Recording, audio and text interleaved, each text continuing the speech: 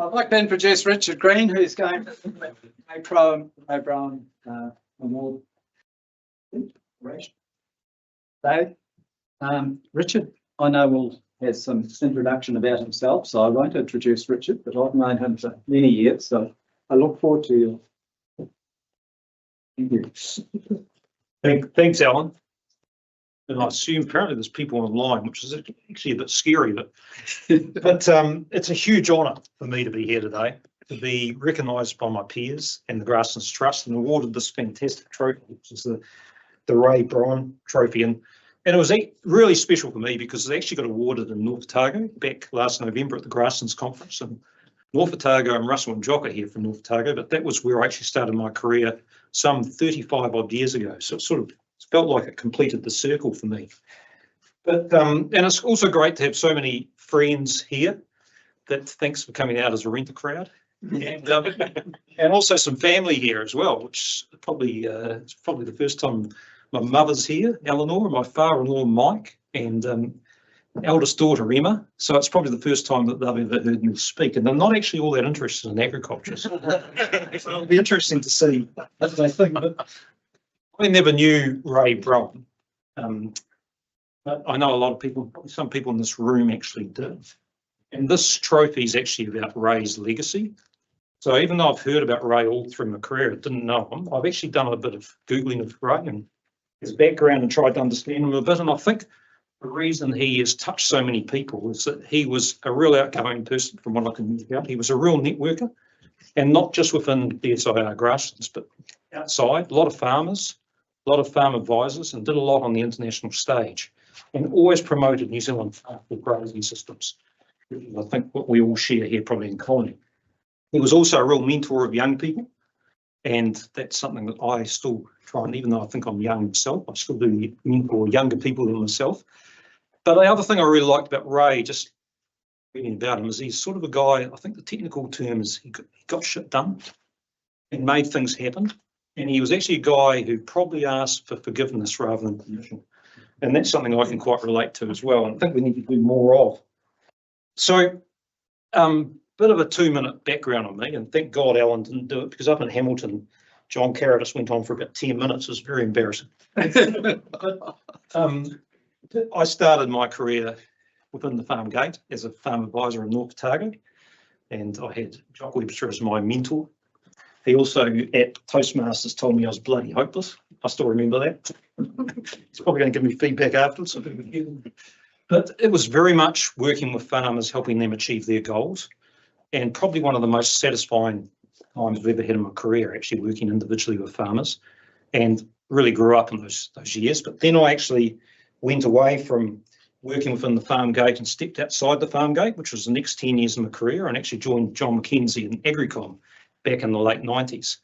And what we were taking then was IP, proprietary grass seed technology, to farmers, selling it to farmers, mainly in New Zealand, but also in Australia and internationally.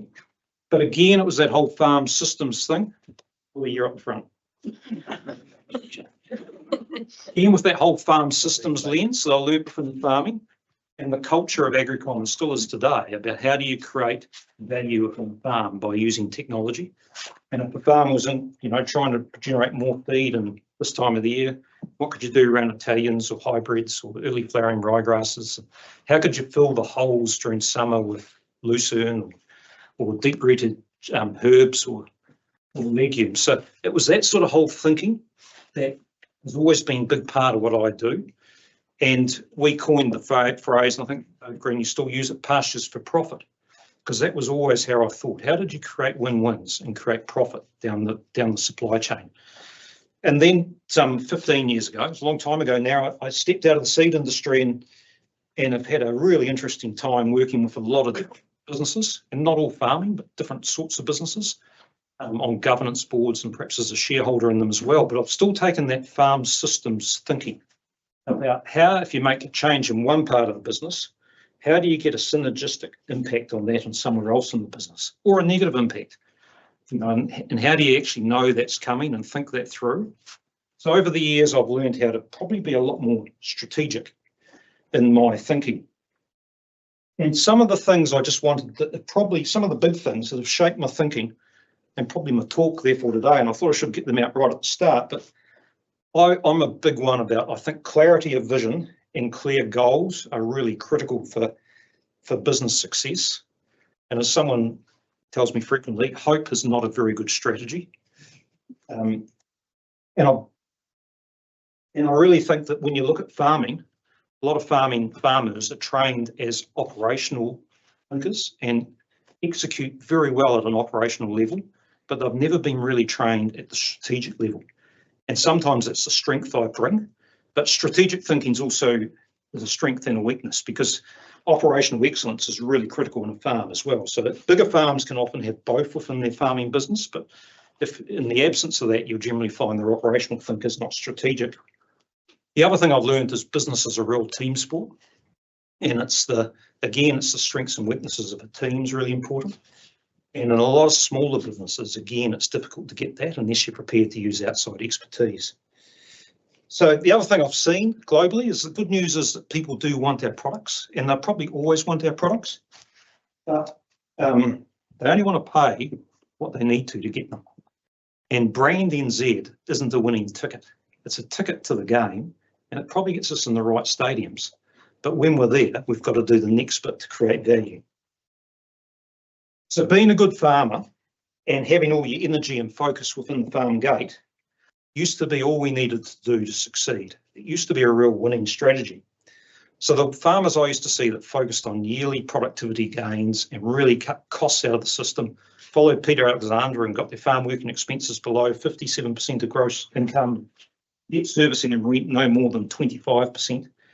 Over their lifetime, they could really win. So the reality now I see is while this is still really important, on its own, it doesn't necessarily make you successful. So the products you sell and who you partner with in the supply chain are now essential and critical elements to your future success. So doing the right thing is far more important than doing things right. So the previous winners of the Ray Brougham Trophy have all presented on some deep area of research and something that they've got real deep knowledge on. The unfortunate thing for you is I'm not one of them, because I've actually got deep knowledge in nothing. I'm a real systems and I'm a thinker and I'm a generalist. So instead, I'm going to try and build a view about what some of the strategic choices that all the people within value chains, which is everyone that works in the agricultural industry, what decisions they need to make to choose a model for the future. So over my career, I've really been fascinated by the fact that some businesses succeed and others don't. And the old 80-20 rule seems to always apply, that 80% of the profit in any industry gets made by 20% of the players. And it's amazing how often that comes to fruition. It's true. And so why is that? When I was a farm advisor, I learned that firsthand, because you drive around roads and you look over fences and you think you have a view about who's making the money. And as Jeremy and Phil here at Farm Advisors would know, it's often completely the opposite when you start looking at their books. The ones that often are the best talkers and seem to be right on top of their business often aren't the ones that are making the money. It's often the quiet ones that just quietly get on with it and no fuss and bother. And often they're the ones that their financial performance is very good on a yearly basis. So one of my favourite books of all time, and I actually meant to bring it, is Jim Collins' Good to Great. And I don't know, how many people here have read Jim Collins? Oh, there's been a few. Jock has. Jeremy, great. I think the reason Jim Collins, way back, he was a professor at Stanford University. And back in the early 2000s, he wrote this book, and he devoted 5 years of his life to researching 1,000 companies. And he had a team of about 5 or 7 researchers that did it. And he was trying to look at what made a business move from being really good to great. It's that tipping point. And he identified 15 businesses out of the 1,000 businesses he looked at that had achieved that. And some of the real key principles that those businesses had, they always had all these principles. First, they had a level 5 leader, and we could spend a talk on that in itself, but a level 5 leader, think of Donald Trump, and then think the opposite. It's someone who, it's not about them or their ego. It's all about the success of their team and their business. And in fact, often you don't even realise they're the leader when you enter the room. So that every business that succeeded, out of that 15 businesses over 20 years were financially sustainable and at least 7 times more than the average business, all had a level 5 leader, which is fascinating. The other thing they did is they always focused on who the right people were they had in their team, or on the bus, as he talked about. So the first is who, then it's what.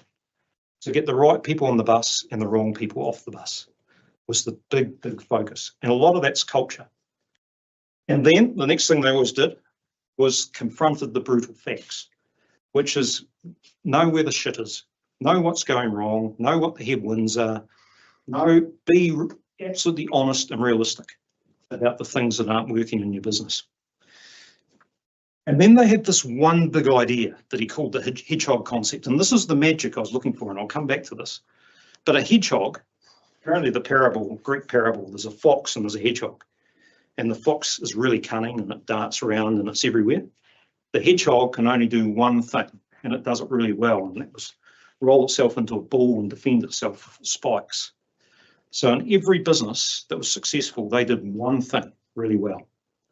And that was the gem that I've been looking for. Then once they had all those things, then they're starting to get the breakthrough.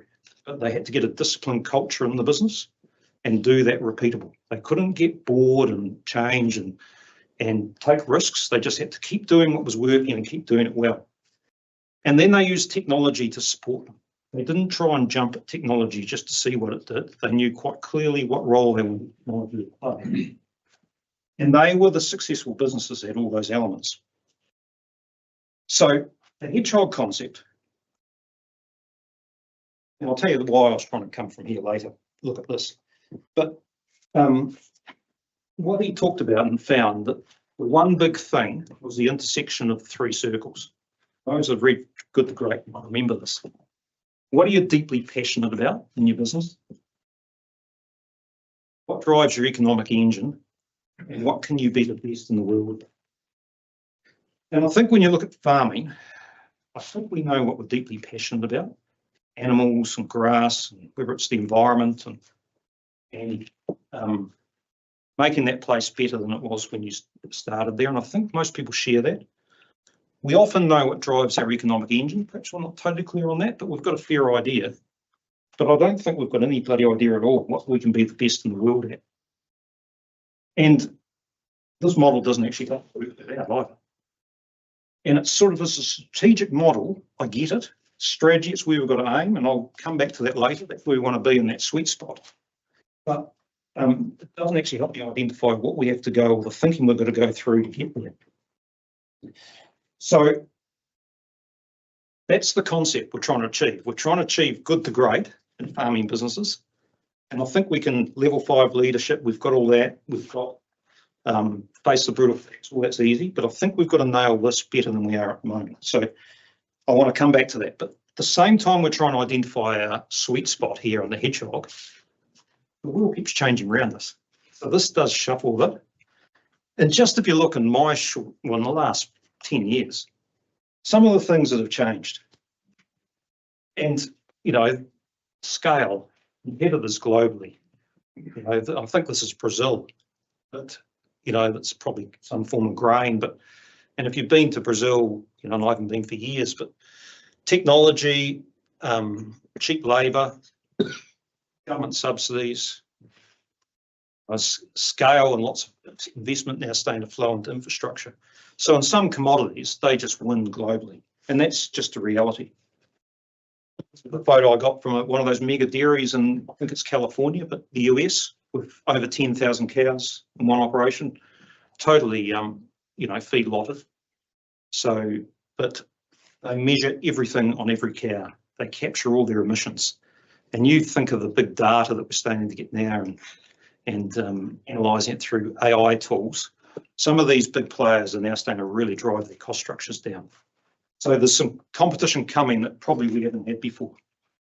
And even next door in Australia, and I've had some guys, Robin Dines actually, from Go Farm in Australia, they've got $1.5 billion of international capital that they've had for the last 10 years invested, and they could easily take another $2 billion to actually invest in land use change in Australia. And they're investing within, generally around irrigation, but also further in processing and infrastructure to support that farm. And even though they might be processed crops or nut crops, almonds, olives, ultimately it is having an impact on the same products we play in as well, because they're just so well capitalised and cross subsidisation going on. So competitors keep changing, and we've got to be very aware of that.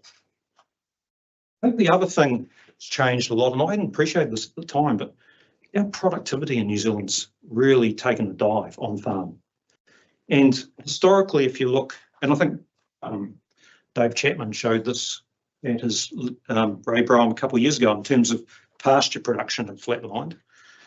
The graph on the right shows the top line is the food and fibre industry, and back in the 60s, 70s and even 80s, we were standout rock stars at 4% growth in productivity per year, annual increases, where we've now crashed back closer to 1%, which is where the rest of New Zealand is, and the rest of New Zealand is very low by OECD standards. And why this is so important is if we're commodity players, we've got to have productivity growth at least or preferably better than our competitors. And I just ground truthed this the other day with Peter Fennessy, Dr. Peter Fennessy in the sheep industry, and he hasn't published it yet, but he's happy I talk about it. But look at the sheep industry the last 4 decades, and if you take the last decade out, the 3 decades before that, there was 2.6% compounded growth per year in sheep productivity, and this last decade's been 0.6. So it's only a quarter. And I don't know if you're like me, but it does feel like that to me in the industry. It feels like we're off our foils, and we've come off the plane, and we've got to get going again, because that is really concerning. Because you can't win in commodities unless you've got very high productivity. So the other comment I was just going to make, that's changed a lot, in the last 5 years post-COVID, on-farm inflation's been 31%. So inflation's just eaten away at profitability. And, and even though now red meat prices that feel like they're pretty good, well, they certainly are compared to last year, they've just exceeded the 10-year average if you take inflation out. So inflation's a silent killer, and it's crept up. And I think a lot of pastoral businesses that used to be profitable through the cycles of commodities, that inflation now has made their business model pretty marginal. And, if you see commodities still going like that in the long term, that's something that is quite concerning. Because historically, I remember a figure from 20 years ago that the real commodity price came back by 1% a year. So somehow we've got to counter that 1% activity increases or a scale or some efficiency measure. I think the last thing I want to talk about, this big change, has been consumers. And remember this, I'm still a consultant. You steal everyone else's information and you repackage it. So this isn't my information, but fascinating, because this absolutely helps me understand what the changes are that are going on out there in the world marketplace and why our business models have had to change. So the bell-shaped curve, the solid line, used to be our traditional customers, and there was volume. The peak volume was in the middle population, the middle class, if you call it that. And we used to do exceptionally well through our big super tanker cooperatives feeding the middle class, and some got pulled up to the high end and some perhaps got pulled down to the cheaper end, but on average we had a big market. Well, the interesting thing is now that's completely flipped, and they call this thing now the hybrid consumer. So we've got multiple personality disorders. So we still want to buy quality. So quality is still an absolute given, but we want to pay as little as possible for that quality, and that's down the left-hand side. But then we also have this thing, apparently, where we seek personal value. We don't want to buy goods that have got a high emotional connection. So whether it's a taste or it's a treat, or we spoil ourselves. So we've hollowed out the middle, but we've gone both ways. And that's definitely in food, but apparently the same is in clothes, which I hadn't realised that, but perhaps I do with 3 daughters. Kmart and H&S and cheaper end that you still get quality is where we buy, and we accessorise at the higher end. Who would have known that Lululemon sells so much activewear? And so it's no different in the clothing game as in the food game. And I think we don't see this quite the same in New Zealand, because we've got this duopoly in our supermarkets. But if you go to the US, you find that the Costco's and the Audis are absolutely hammering it at that value end. And then there's a whole new market starting at the top end, whether it's Bristol Farms, Sprouts, Erewhon, and they're way above where Whole Foods used to be in terms of their quality. And if you go to Erewhon, you can get your car parked by a concierge when you drive in. You can often see apparently the Kardashians there too, not like that. And then you are met at the door by a nutritionist. So not someone at the checkout, but someone meets you and talks about your diet plan and what you want to achieve for the week and what foods you might need, and they help you buy your foods. But it's really top end. Every item in there's got a connection to it. Our luminal lambs and everyone. But so that's a big change. And you can see this is Aldi in Australia. It's now nothing to be ashamed of in your Porsche, buying your basic goods. Value end during the week. But during the weekends, you might go to the Churchill, which is a food purveyor or a meat purveyor in Sydney and in Melbourne, and it's absolutely top end, where you could go in there and you could spend $400 per kilo for top end steak, because that's the experience, that's the joy you're trying to get because you've been saving money. So your dollars have been spent differently, and that's backed up. This is 2013 Rabobank, but apparently the recent data is the same. So it just shows that we've got a premium end that's growing, and we've got a value end that's growing, and the middle's been hollowed out. So, gosh, that's hugely significant for how we have value chains operate here. So, with that in mind, it's easy to get quite disillusioned about how do we play in the global market. And I had the real privilege, actually, back in January this year, I spent a week on the Real Leaders Value Chain course that Professor Hamish Gower from Lincoln here facilitated. And it gave me a real insight into how other supply chains were working. And it was a great group of people, 12 odd people, all from different backgrounds. So a lot of the discussion and debate on the bus was probably the real value. But we spent a day looking at the apples industry, how that operates, and all the three major players in that, where they all play. Looked at the whole kiwi fruit industry right through from woe to go, different parts of it, and why that's winning and where it's not. Looked at the dairy industry, the Waikato, and then looked at the meat industry.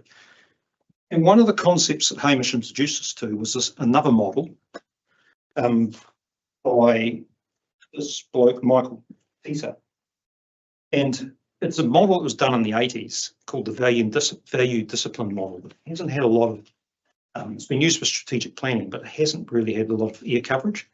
But it really helped us all through the week try and work out where different businesses sat and what their philosophy and their culture was they were trying to build to win. And I really like models, you might have noticed, because the longer you are in your career, the more insights you have and the more confused you often get. I often find a model can help you link things around and actually understand how it works in other industries. And they're never perfect. They might only be 80% perfect. So you can't read into them too much. But to me, they really help me get cut through and understand what things are working and what aren't. So if you look at the value discipline model, and I think the first paragraphs, just to get your head around that, becoming an industry leader, and I'm relating this back to Jim Collins too, and the whole, how do we identify what we're world class at? So becoming an industry leader requires a company to choose a value discipline that takes into account its capability and culture, as well as competitors' strengths. But the greatest challenge is then sustaining that focus to drive the strategy relentlessly through the organisation. And because that gives you internal consistency.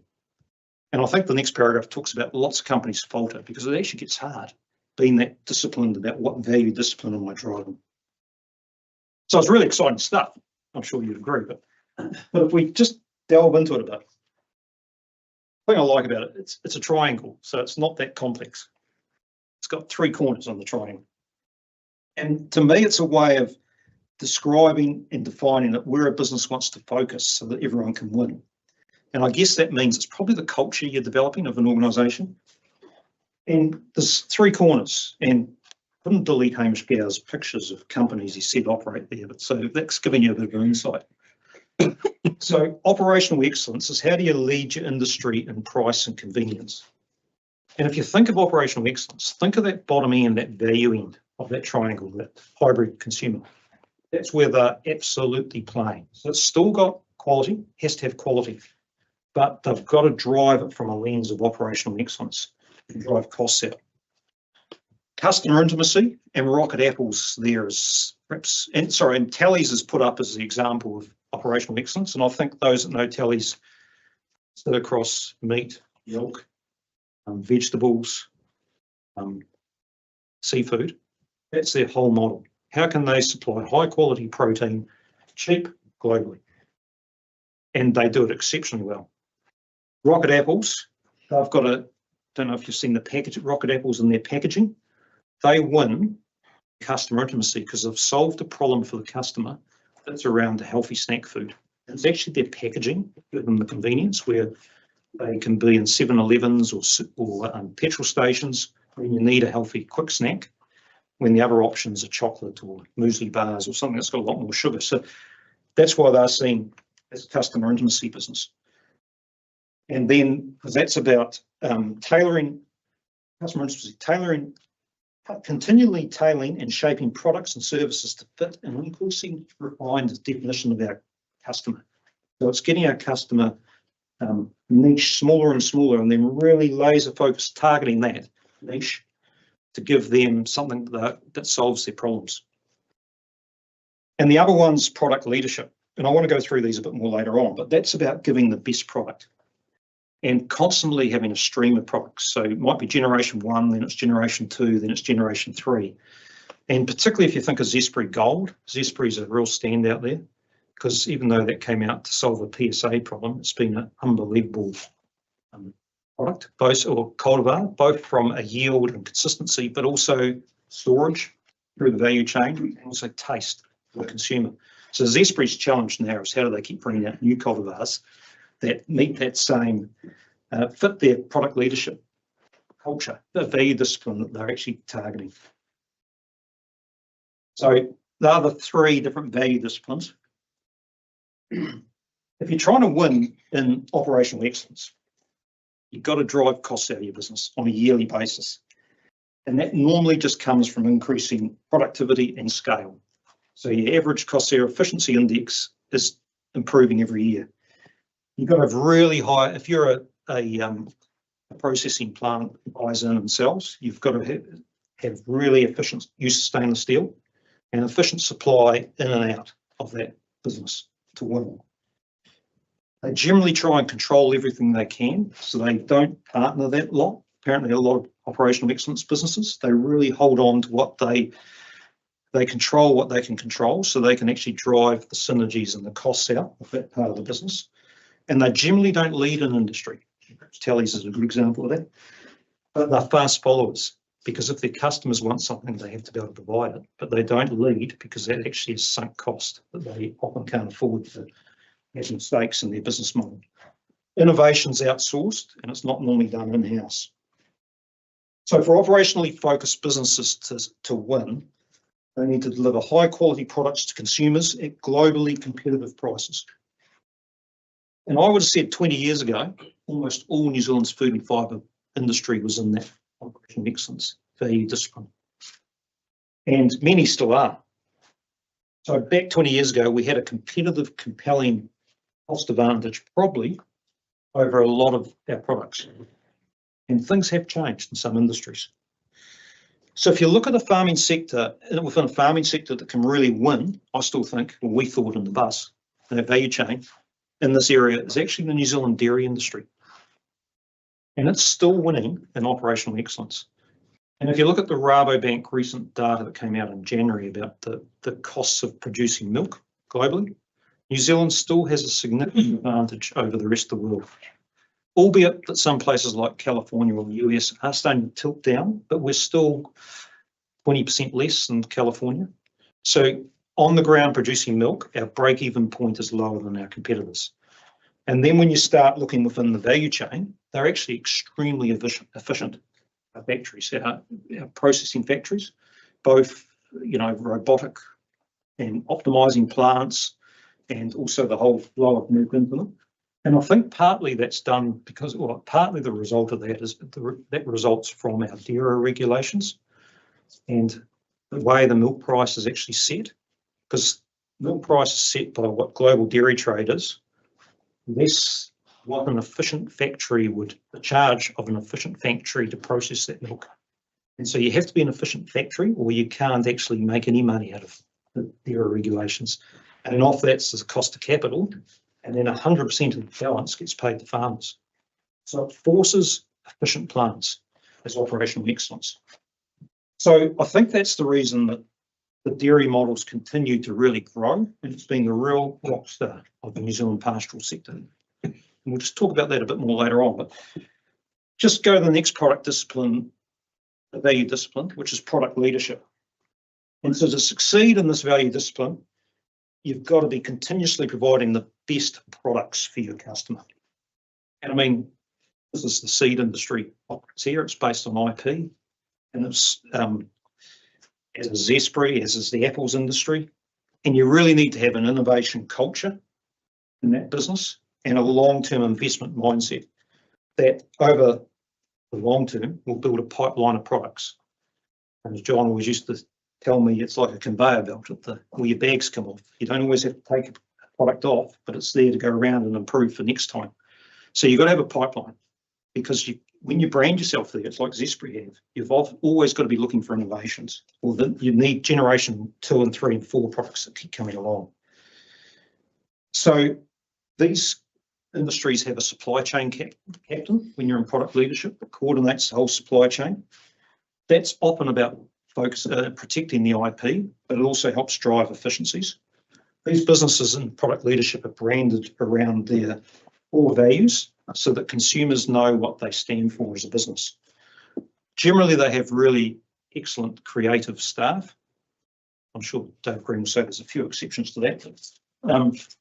But it's very hard to systemise that value discipline. You can in operational excellence, you can get a lot of systems, but the creativity, these other businesses, people are really important, as it is in carbon. And so obviously these businesses have to have a sustained long-term focus on delivering exceptional products and therefore higher returns. So it's actually margins really important. And the thing I learned, I sort of remembered from my economics days, but there's elastic supply and demand curves and inelastic. These ones are inelastic. So as you lift the price, demand comes back a bit, but nowhere near as much as the value or the margin you've created. So they're very sticky. Products are very sticky, and they're the businesses that are not about volume, they're about margin. And both product leadership and customer intimacy is about that inelastic supply and demand. And obviously examples there, Zespri in the apples industry is a classic. Yeah, and did I say? I don't think I did say. Even though the research has shown that you've got to have a minimum standard in all three as a business, you can't ignore customers, you can't ignore costs, and you can't ignore having good products. But you have to excel in one of those disciplines. And over time, the research shows that really mature businesses can excel in 2, but they can never excel in 3. And the ones that try and go for 3 often get lost in the middle and just are very mediocre in everything. So the closer they are to the line, to the edge, the greater your profit. If you're really good, you can excel halfway between the line between 2 of them. And I think, John, in Agricom days, we had product leadership, but we actually really focused on customer intimacy because that was our point of difference, and we moved up and down between the 2. And I think over time you do change as businesses. So just on customer intimacy, just to finish on that, I mean, it's very similar to product leadership, but the big focus is on understanding customers, deep customer research, Consistency is really important, because if you're getting closer to the customer and the customer has a bad experience with your product, you won't get a second one. Branding and storytelling is really important to build empathy with that customer.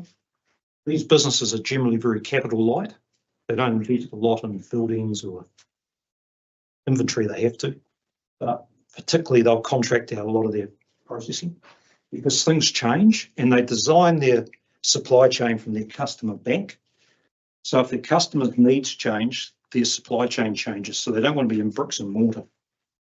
And they often invest, just like product leadership, a lot in people, marketing, and often in inventory.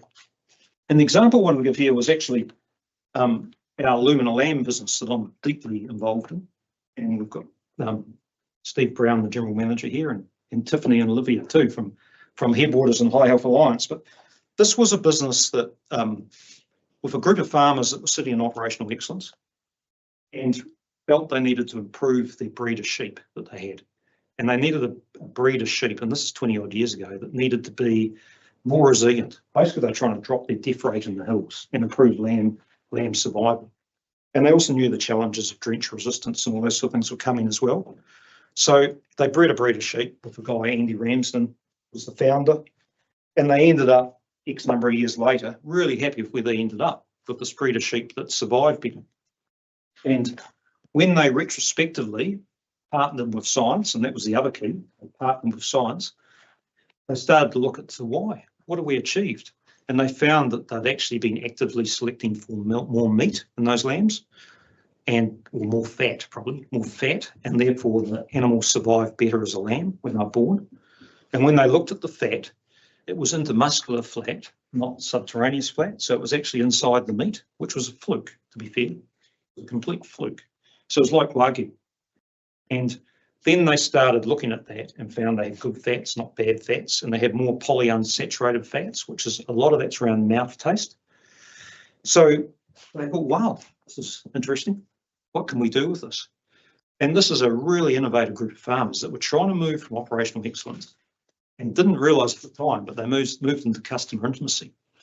And again, they partnered with science, and Holly Phillips doing a PhD, and looked at these genetics on 14 different forages and found that some forages elevated the good traits and the good fat far more than other forages. So then they designed a system right from birth right through to the consumer that optimised the lamb and ultimately branded as Lumina, the finest lamb in the world and the most expensive lamb in the world. And right through from, there's no entire lambs or no cryptorchis, so they're all wethers if there's any males because of that ram taint.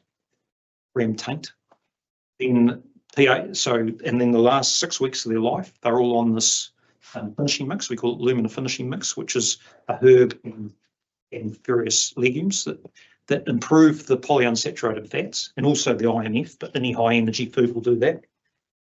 And then pH is all taken on those animals, so we know exactly what the pH of every animal is. So, and dogs aren't used in yards, so we don't elevate pH.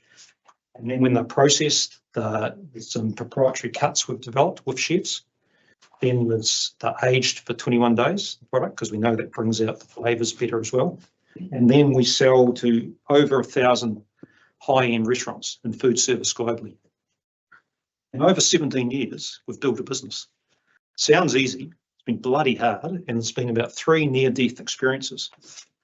But we've now got a customer intimacy business that farmers are connected through this value chain, and we have chefs and distributors coming to New Zealand, we have farmers going into market, we have Zoom calls, and we're constantly innovating across that value chain.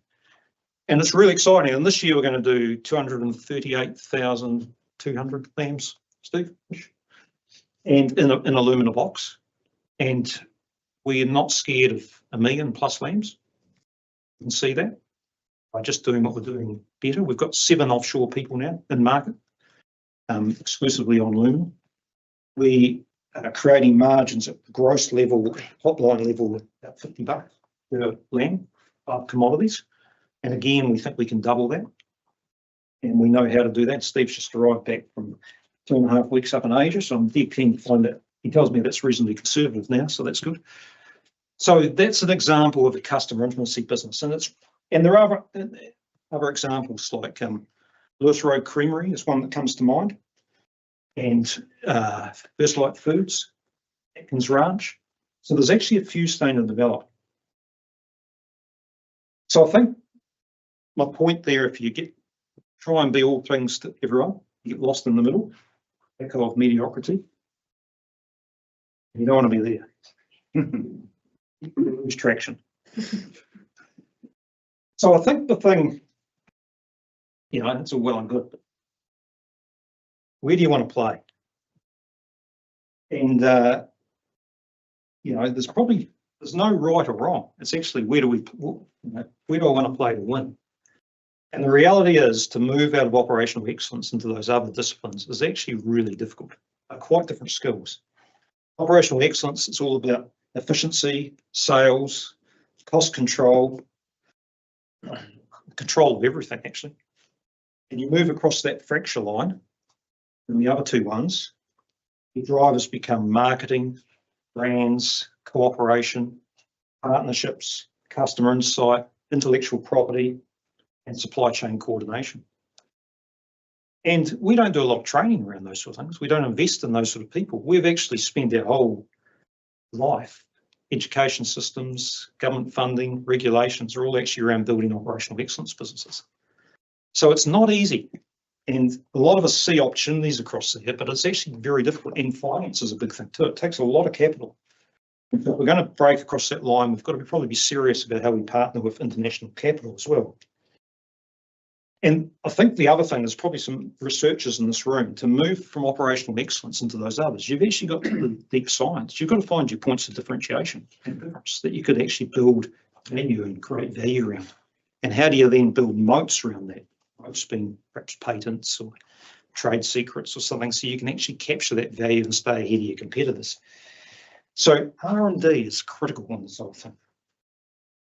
So I didn't realise at the time because I didn't know this model, but I've been involved and still am in businesses in all those corners and all up and down those lines. And you can succeed in each of them. There's no right or wrong, but you've got to be clear about what game you're playing and therefore what you've got to do to win in each of those corners. I actually realise we're fortunate enough, I laugh when I say that, to own a honey business. We have for about 13 years. And it's quite an interesting story because we've played in all three corners of this, trying to find our sweet spot of our hedgehog. And I wish I had this model now to know that what we were doing, but we started out in operational excellence and our whole strategy was we were going to win in commodity honeys, and we're going to win because we're scale. We're 12,000 plus hives. We had 30 beekeepers. We had the best technology. We had sensor technology. We were using drones. And we were investing heavily in clean genetics. We saw we could get a competitive advantage over that, and we're trying to partner with players that are in the market. Well, we did okay, but we quickly worked out that we couldn't actually win against the Ma and Pa family beekeeper that had lower costs, lived and breathed it, worked 20 hours a day, perhaps didn't worry his health and safety as much as we had to, ran older trucks, all those sort of things. So we worked out we couldn't win there. So we pivoted, which is the intern.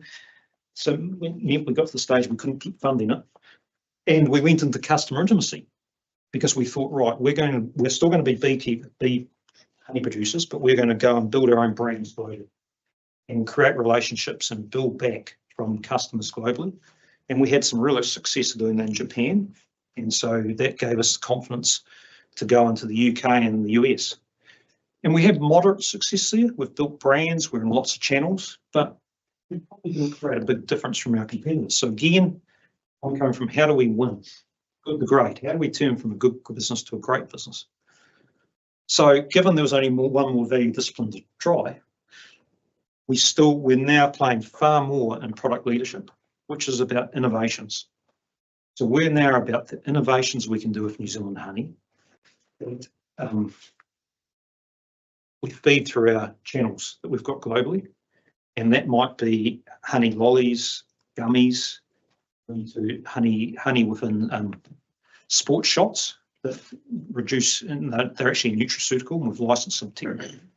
We've got different chef's honey that we're playing with, that honey for your teas, and we're trying to solve some real challenges that customers have finding alternatives to sugar. And we're actually, I wouldn't say we're winning yet, but we're in a far better space and in clean space, blue space, than where we were last, a couple of years ago. So you've always, as a business, got to look at where can we play and where can we win. But you want to do it quicker than we've done because we spend a lot of money.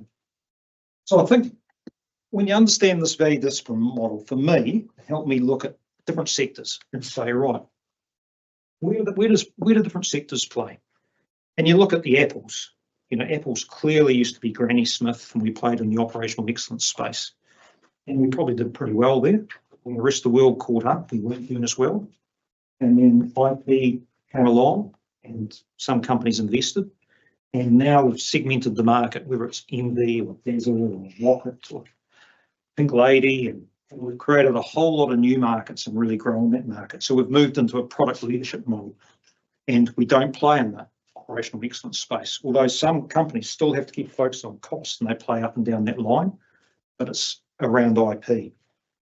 I think New Zealand blackcurrant industry, I've just mentioned, because that clearly used to be an operational excellence business, and growers in New Zealand really perfected how to grow blackcurrants cheaply and on scale.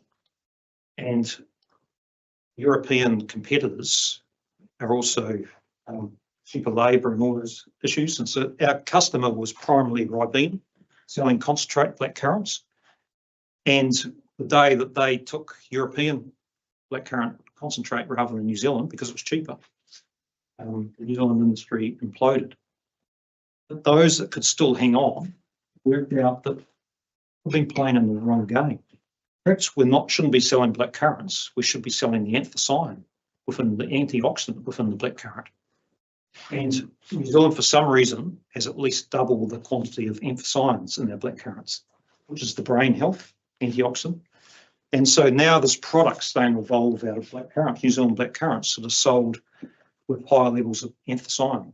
And so it's rebuilding that whole industry. I think even if you look in the dairy industry, people play in different spaces, and Tatua play in that product leadership space. I think Synlait probably used to play in customer intimacy in the early days. They might have moved a bit more to operational excellence. And I'd even say Fonterra sits somewhere between operational excellence and product leadership, with well over 100 million invested in food innovations. An interesting thing about Fonterra, remember I said you can excel in 2, 1 and 3. The branded business probably sits in customer intimacy. What does? And Fonterra is looking at excellence in that business. So when you come to the arable industry is interesting too. I mean, some of the IP products sit around product leadership, and arable farmers can do relatively okay out of those products. But because we need a rotation in an arable industry, we end up with a lot of commodity crops we grow as well, and we get slaughtered in them. And so because they're at operational excellence, and so that's why the whole model as a total struggles to perform. I get quite excited about dairy beef and where we could play there, because I think dairy beef, given that it's chemical lean is what we're selling, blended with US fatty beef for hamburgers, New Zealand and Australia have got a real advantage there in their grass-fed chemical lean beef. And I think that's a real clear operational excellence business that I think we'll see scale over the years. You look at the sheep industry, we struggle. I mean, you look at Australia also playing the operational excellence part of land. And even though I haven't been able to get hard data on this, anecdotally, Australia has a lower cost of production in their lamb than what New Zealand does. And probably have a more consistent product because they have grain feeding and definitely bigger lambs, so they have higher IMF. So, and then we play in the same global markets in the commodity game with our lamb, but Australia set the price. So, and then you come to our meat processing companies, and they don't know from a week by week basis what stock they're going to have, and so they can't build a really strong supply chain that uses the stainless steel well. And we as farmers expect that somehow they're going to magic out to be in product leadership or customer intimacy, and they haven't got the funding or the resources to do it. So even though there's different players in there and there are different models, and I think everyone's trying to do things differently, sitting in operational excellence is, I don't think, somewhere that we belong in the land game. It needs a complete rethink. So if we stand back from all this and we talk about change, change is really difficult in an industry, and sometimes it's easier. That's why sometimes we refer to hope as a strategy, because it's easier just to do nothing. And a lot of farmers talk about the need to change, but when the push comes to shove, and we find this with our alumina, when the push comes to shove, it's easier just to stay doing what you're doing. It's the fear of the unknown. And apparently I heard the other day that change comes in two ways. There's a front loop and a back loop. And the front loop is about strategic change. We actually face the proof of that, and you work out what you need to do to improve, and you put that in place, and therefore your business is stronger and better. And then there's another way change happens, which is the back loop, and that's the area that we actually specialise in. And that's where you do nothing, and your industry completely self-destructs, and out of the ashes rises the phoenix. And the kiwi fruit industry was there in the 80s. And as a commodity player, a few wise heads said this has to change. And they were on their knees. And so they actually lobbied the government for single desk, and then over time started to invest in R&D and changed their model. So once an industry is really clear on the value discipline where they can win, and everything else is so much easier. And imagine your R&D needs for a business or for an industry becomes so much clearer when you know what problems you're trying to answer. Where at the moment we seem to lump everything together and we don't quite know what questions we're trying to ask. The industry good organisations actually know what they have to do and where they need to invest to help an industry to win. And educational industries, the Lincolns and the Masseys, know what sort of people and skills they need to train and develop for. And the government probably knows what regulations they need to have, or they can be lobbied for what regulations they need to help that industry. So given that farmers are operationally focused and not strategic, I did this slide at 2:15 today. I thought strategic questions for each farmer to ask themselves. And hopefully the answers are yes. Looking at the supply chain that I supply, what do I think is the overall value discipline? Do I think that my farm business can win by pursuing this value discipline? And good news is I think a lot of people would say yes, or some people would say yes. Question 2, is everyone in the supply chain aligned around this value discipline, and all participants know what success looks like? And if you haven't answered yes to both questions, changes can I make? Because the definitions of insanity is expecting things to change. Carrying the same thing, expecting things to change. So, just to summarise, take-home messages. For me, the business's hedgehog sweet spot needs to be constantly reevaluated. Things change, things move, but you need to know what your sweet spot is, and you need to keep looking at it. The big wake or productivity on farms, New Zealand farms, has fallen off. And this is a real wake-up call, I think, for all of us. Because if it falls behind our competitors, regardless of our business model and where we play, we're going to struggle to win. Designing a business model to set your farm business up to win has to be a conscious choice.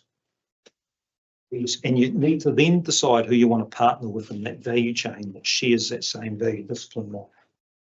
So I really applaud those industries that are clear on their value discipline. And a lot of the dairy industry is, I think. And they have a clear pathway to win, and they have strong alignment across their value chain. Worst thing you can do is get lost in the black hole, and a large number of businesses have done that. I think farmers need to choose who they partner within the supply chain. You can't just sit back and wait for someone else to tell you what you should be doing. And I often think in something like I know there's 60 billion of debt with 62 billion of debt. So let's say there's 350 billion of assets.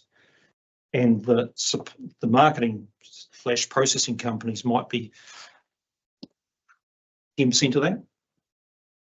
Yet 90% of the assets sit with farmers. Farmers have to decide what they want to do and don't sit there and wait for someone else to tell them what they should do. Once a business and industry are clear around their value disciplines, then everything else, I believe, can fall into line. We can be far more efficient in how we do things and work out where we need to invest. And I actually am very optimistic about the future of farming. But the days of succeeding just because you're a good farmer are gone. And the future wealth will flow to those farmers who are high performing and aligned right through that value chain with the same value discipline. And then they'll move from good to great. So that's me. How long that took, Alan? Quite a long time. Right on time.